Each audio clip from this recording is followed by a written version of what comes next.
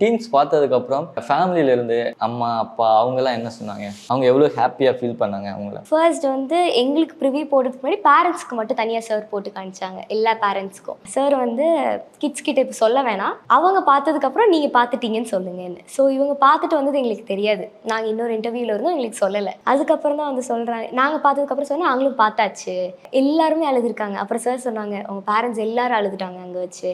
ஏன்னா 1 year process, நான் 16 months ஆகிப்போம். சரி 16 மந்த்ஸா, சாரி சப்போஸ். ஸோ 1 இயர் ஆக போகுது. நாங்கள் ஸ்ட்ரகிள் பண்ணதோட பேரண்ட்ஸ் ரொம்ப ஸ்ட்ரகிள் பண்ணாங்கண்ணே. ஏன்னா ட்ராவல் பண்ணணும். அண்ட் என்னோடய நேட்டிவ் வந்து நான் கன்னியாகுமரி. ஸோ அப்பா ஆஃபீஸ் அங்கே இருக்குது, ட்ராவல் பண்ணிட்டே இருப்பாங்க. ஸோ அந்த ஸ்ட்ரகிள்ஸ் எல்லாமே பேரண்ட்ஸ்க்கு தான் அதிகமாக இருந்தது. எங்களுக்கு ஆக்ட் பண்ணணும், சார் கேட்குறதும் நாங்கள் கொடுக்கணும், எங்களுக்கு அவ்வளோதான். பட் பேரண்ட்ஸ் நல்லா ஸ்ட்ரகிள் பண்ணதுனால அவங்களுக்கு ரொம்ப எமோஷ்னல் ஆகிடுச்சு. அவங்க ஹாப்பின்னு சொல்லும் போது எங்களுக்கு ஒரு ஓகே, ரொம்ப ஹாப்பி. ரொம்ப ஹாப்பி.